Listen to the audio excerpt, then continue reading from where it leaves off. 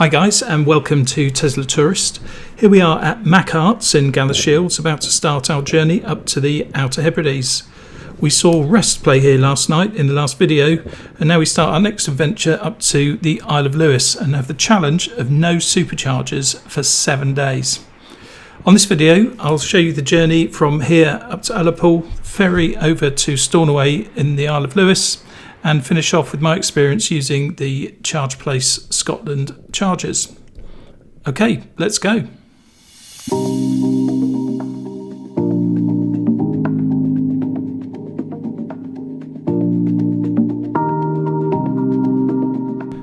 As we head out of Galashiels on the A7 and head up to Edinburgh and Perth, let's have a look at the journey we're going to do today. The journey from Galashiels is 247 miles to Ullapool, where we need to catch a ferry over to Stornoway on the Isle of Lewis, and we then have a short journey to the rental cottage, which is on the Peninsula. Now, if I'd charged the battery, which I haven't, up to 100%, then I should be able to just about make it without the need to charge again. And then I could top up again at Ullapool where there are some ChargePlace Scotland chargers. However, I don't intend to drive that long without a break, so I will be using the superchargers on the way. And the ones that are available after Edinburgh are at Perth, Aviemore and Inverness on this route, so plenty to use. But I want to try the one at Inverness as I've not been to that one before. I'll also stop at Perth so I can grab a coffee, and I'll also want to do some filming. The route from Galashiels to Edinburgh is quite quick, and you follow the A7 all the way until you join the A720 at Edinburgh, and then join the M8 for a short distance, then the M9 and onto the M90 where you cross the Queen's Ferry Bridge that goes over the River Forth. Then it's straight up to Broxton services at Perth where we will charge up. It's only about 80 miles and it should take just under 2 hours. See you there.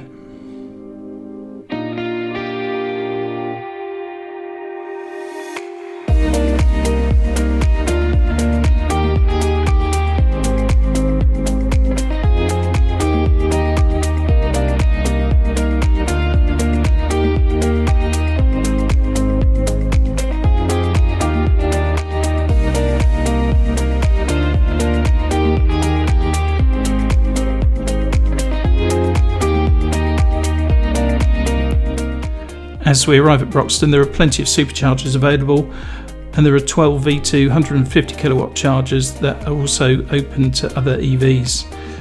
We left Galashiels with 89% and have now got down to 55%, but I'm only stopping for a coffee and to do some filming, so I'm not too bothered how much charge I had as I can get to Inverness anyway. There are a lot of other chargers here, mostly if not all ChargePlace Scotland, and whilst they're only 50 kilowatts, for DC charging, they're also only 50 pence, so for the non-Tesla users, it's probably cheaper to charge up here if you've got a little bit longer to wait. If you go down to the petrol station, you can see they've got a Subway, and you can also use the toilets there, and they sell Costa coffee. We ended up staying for 24 minutes in the end, and that put us back to 90%, so plenty of charge to get all the way to Ullapool, to be honest, but we will be stopping at Inverness anyway.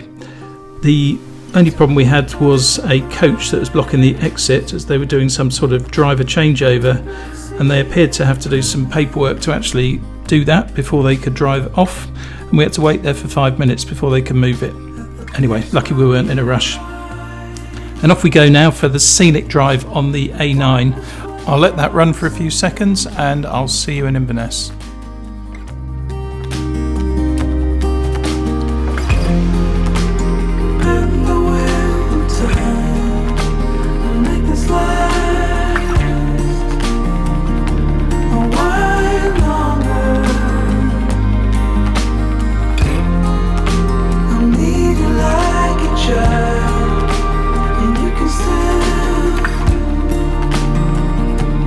My hunger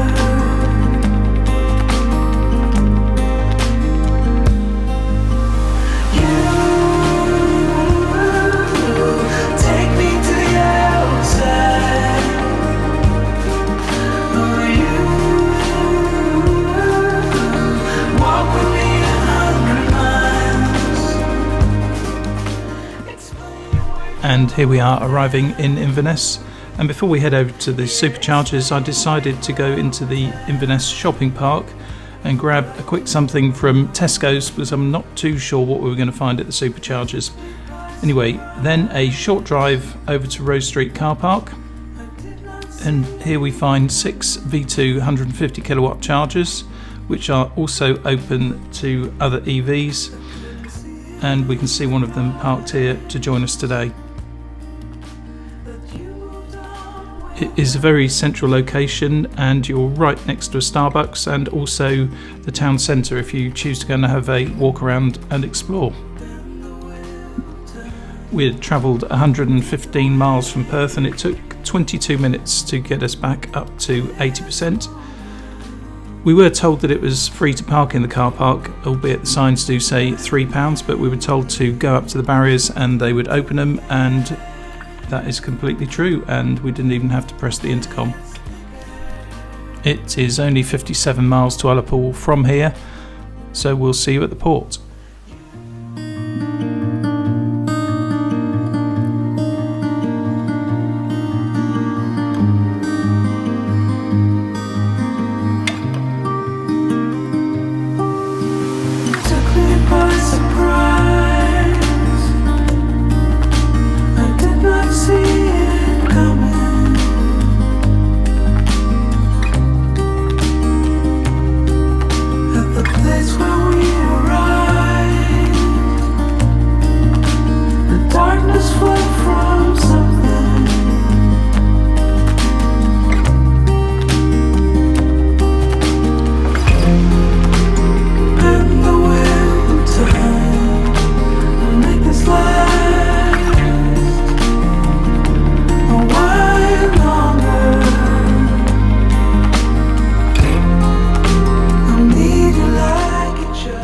At Ullapool in plenty of time with the charge down to 57%, so no need to top up, although it is a couple of hours before the ferry leaves.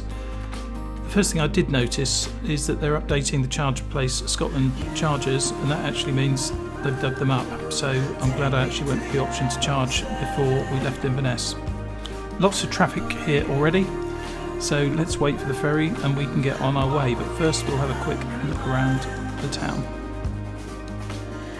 This is Loch Broom, which is where the ferry will arrive in a little while. If we head over towards the ferry terminal, you can pop in there if you need to use the facilities, or you can walk down to the main street and have a quick view of the harbour and see a couple of the restaurants that are available, including takeaways.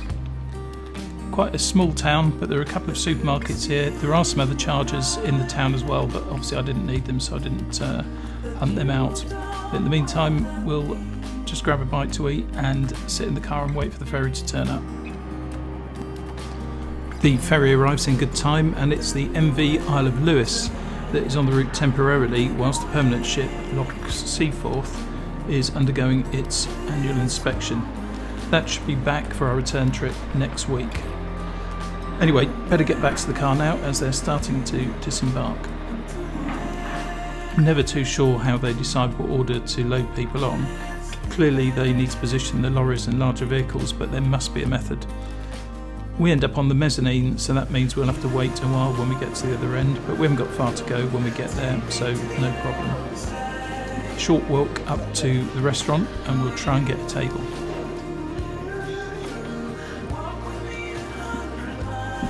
That's our base for the crossing, and the ship is soon underway.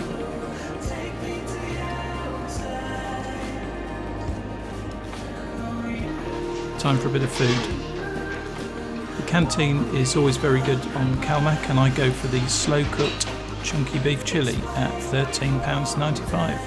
Nice. Well, that went down well, so time to relax before a quick tour of the ship. As you leave the canteen, there is some seating areas to one side and also in the middle of the ship as you head towards the cafe and bar at the stern. Looks like a few people are getting their heads down. There is a kids play area that used to be a shop, as we head down towards the bar, where there is plenty of room to relax.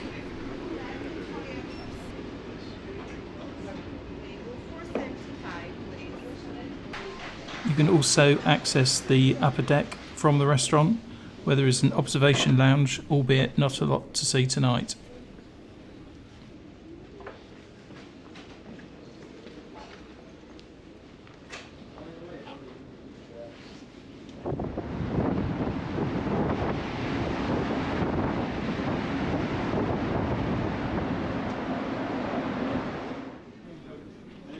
The crossing takes about 2 3/4 hours, and it passes quickly if you have a meal and a wander around the ship.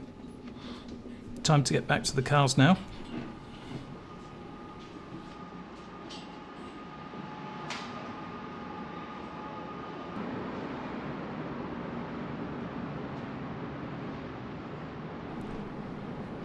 If you're on the mezzanine, you will be one of the last off, but that's not a problem because we didn't have far to go. Let's head off to the accommodation.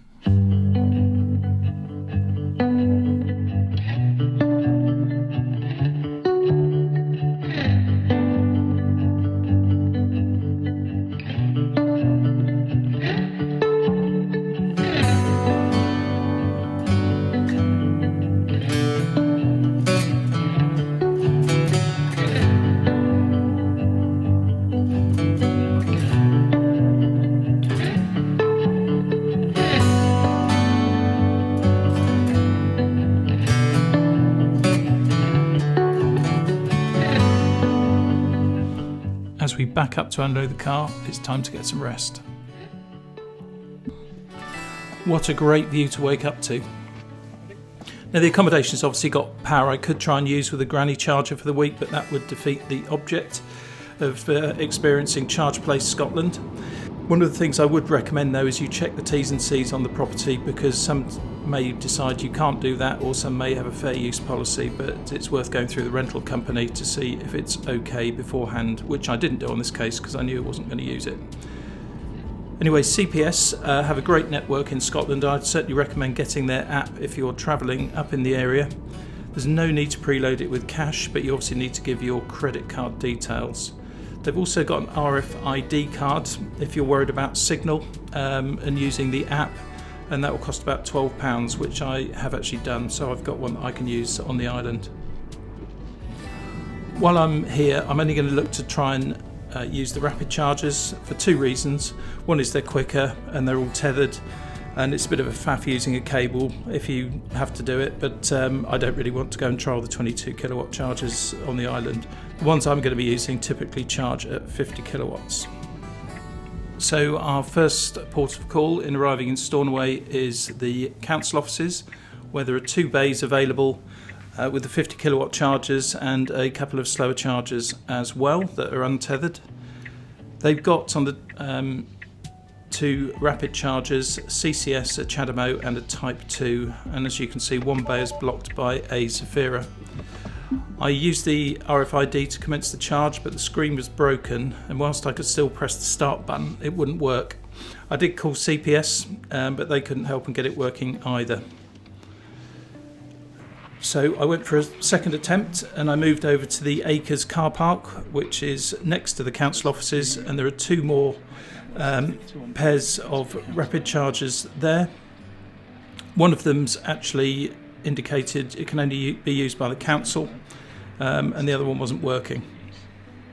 So the next attempt was down at the South Beach car park, which is where the port is, where you'll see the ferry come in, and that was successful. They've got another couple of chargers with 2 bays each there as well.